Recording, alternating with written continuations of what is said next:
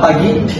Hari ini kita akan membahas topik yang sangat penting, yaitu mengenai Undang-Undang Dasar 1945 sebagai dasar hukum negara kita. Fajri, kelasku tadi. Iya, naskah. Bagaimana menurutmu tentang materi yang dibahas di kelas? Materi tentang undang-undang ini, menurut itu hal yang terpenting dalam undang-undang adalah perlindungan terhadap hak asasi manusia. Betul sekali, Undang-Undang Dasar itu menjamin hak-hak setiap individu seperti hak pekerjaan, pendidikan, dan kebebasan berekspresi. Tapi menurut kalian bagaimana peran mahasiswa dalam menjaga dan mengimplementasikan Undang-Undang Dasar 1945? Menurut tutor, kita sebagai mahasiswa memiliki tanggung jawab untuk menjadi agen perubahan dalam masyarakat. Kita juga harus aktif dalam advokasi dan memperjuangkan keadilan sosial. Bagaimana pandangan kalian tentang implementasi Undang-Undang Dasar 1945 dalam kehidupan sehari-hari?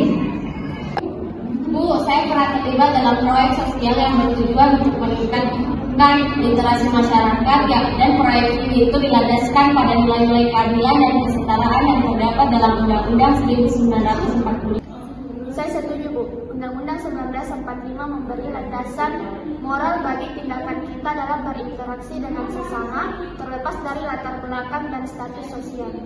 Sangat menginspirasi. Ini menunjukkan betapa pentingnya peran mahasiswa dalam menerjemahkan nilai Undang-Undang Dasar 1945 menjadi tindakan nyata dalam masyarakat.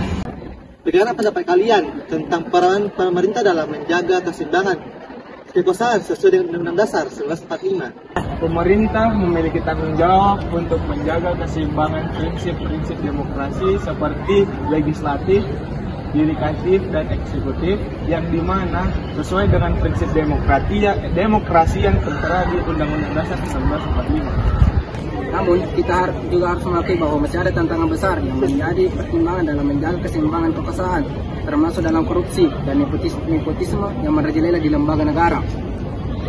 Baik, mari kita lanjutkan dengan membahas argumen-argumen yang lebih mendalam serta solusi-solusi yang dapat kita lakukan dalam tantangan tersebut. Setuju. Salah satu solusi yang dapat kita lakukan ialah meningkatkan transparansi dan akuntabilitas dalam pengelolaan uang negara agar korupsi dapat diminimalisir. Penting juga memberikan pendidikan politik kepada masyarakat agar mereka sadar akan pentingnya memilih pemimpin yang berintegritas. Dari itu sudah menjadi memahami dan mengimplementasikan Undang-Undang Dasar 1945 dalam kehidupan sehari-hari.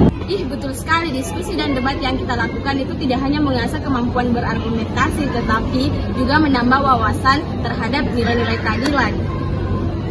Sebagai mahasiswa, kita memiliki tanggung jawab yang besar untuk memperjuangkan nilai-nilai kemanusiaan dan keadilan yang terkandung dalam Undang-Undang Dasar 1945. Mari kita berkomitmen untuk menjadi agen perubahan yang positif dalam bermasyarakat.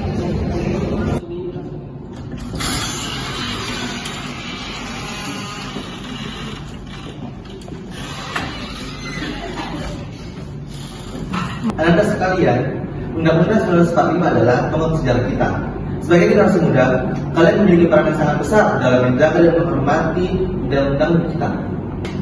Betul, jangan pernah ragu untuk bertanya, berdiskusi, dan berkontribusi dalam membangun bangsa ini. Kalian adalah harapan dan masa depan Indonesia.